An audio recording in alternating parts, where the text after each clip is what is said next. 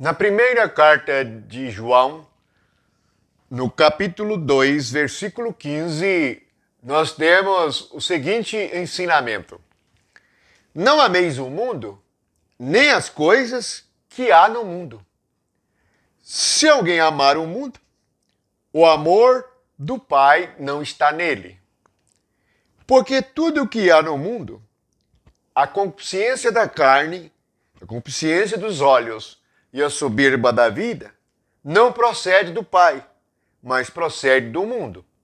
Ora, o mundo passa, bem como a sua concupiscência.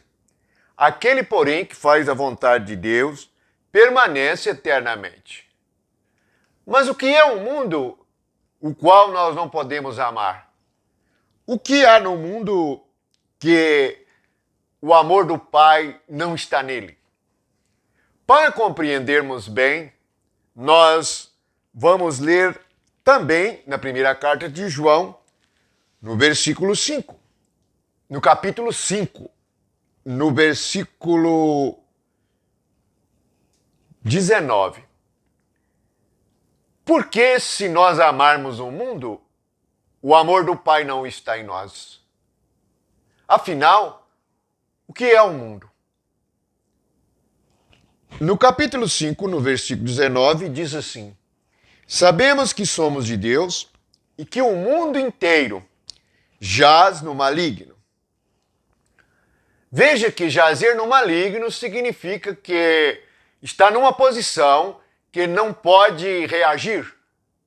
Então, o mundo está sujeito ao diabo, sujeito ao maligno. Quando foi que aconteceu esta sujeição ao maligno? Note que o mundo está em oposição a Deus. Observem, o mundo é, na realidade, os pensamentos humanos caídos, os pensamentos da carne. Porque João diz que o que há no mundo é concupiscência da carne, desejo humano, concupiscência dos olhos, desejo daquilo que se vê e soberba da vida. Então, no mundo, as pessoas são orgulhosas e acham que vivem por si mesmas e não necessariamente dependem de Deus. Note que o mundo trata as coisas sem Deus. Deus não entra na cogitação do mundo. Por isto, toda incredulidade e todas as coisas malignas enchem o mundo. A violência, o desentendimento, a falta de amor e de misericórdia, e o mundo é composto pelos pensamentos do homem. Claro que as coisas também se tornam malignas se são usadas de maneira maligna. Observe que uma faca é usada ao nosso benefício e não podemos viver sem este utensílio. Mas se uma pessoa jaz no maligno ou anda segundo um espírito maligno, a faca se torna maligna, porque ele a usa de maneira maligna. Assim também o dinheiro e tudo que no mundo há pode ser usado de maneira satânica.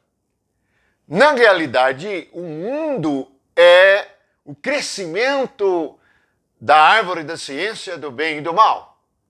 É aquilo que, por meio do qual Satanás sujeitou o homem. E o homem se tornou o seu escravo. A pessoa vive em pecado, isto é, em incredulidade.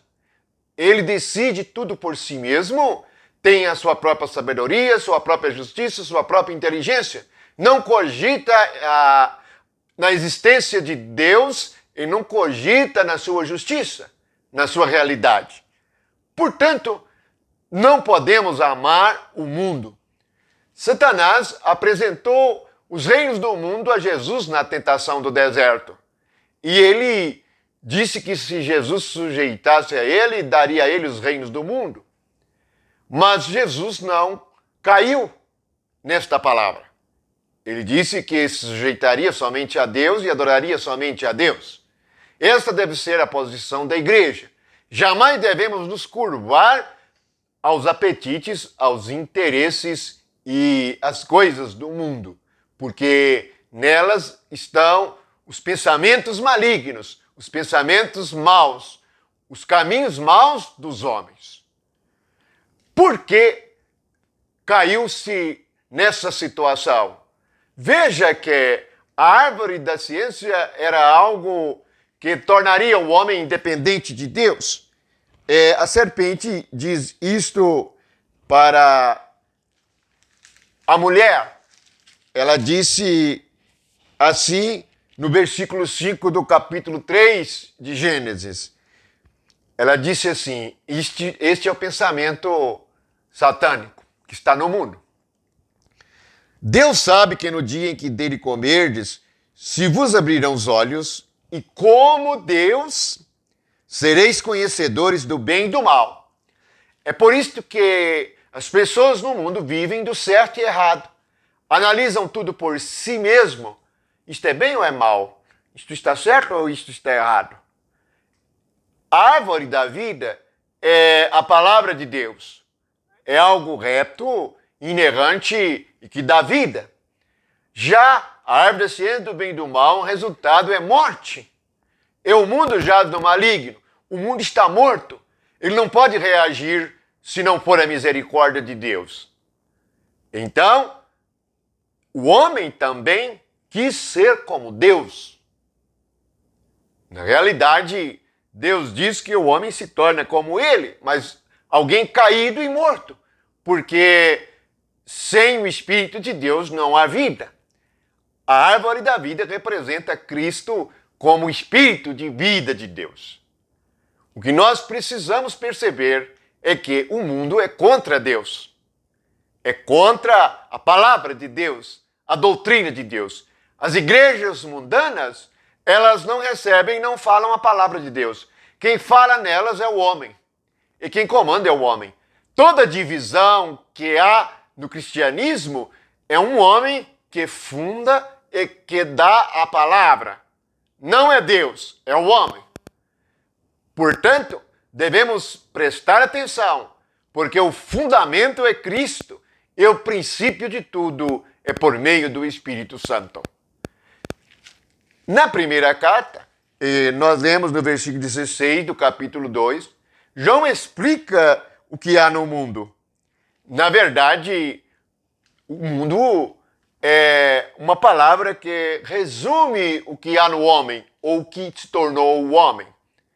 Tudo que há no mundo é estratégia satânica para distrair e para enganar.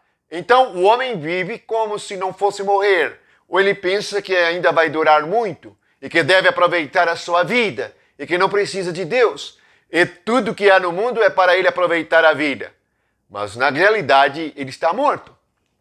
Romanos diz que o corpo está morto por causa do pecado. O que é carne é morto, porque sem o Espírito de Deus, na ressurreição com Cristo, o corpo também não pode ter vida. Estejamos atentos para que possamos vencer toda tentação. A tentação vem por meio do nosso corpo, por meio da nossa carne, por meio dos nossos olhos, dos nossos sentidos, das nossas percepções carnais, e elas tentam nos vencer. Não confie no que você vê. Não confie nos seus olhos. Não confie na sua vida, porque somos como um sopro. A nossa vida da carne é como uma neblina, é como a erva do campo, logo se vai.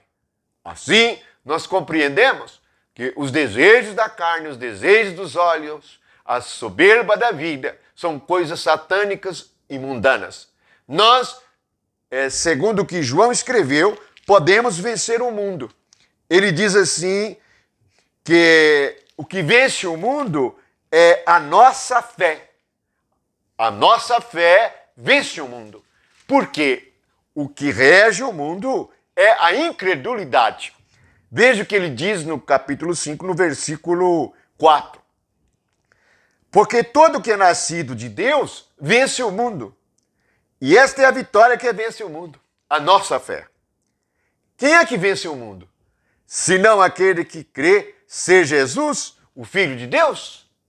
Portanto, Deus nos dá uma fé capaz de vencer a nossa carne, capaz de vencer os nossos próprios pensamentos naturais, capaz de vencer nossa própria sabedoria e ciência natural. Então, percebemos que tudo que é do mundo deve ser crucificado com Cristo.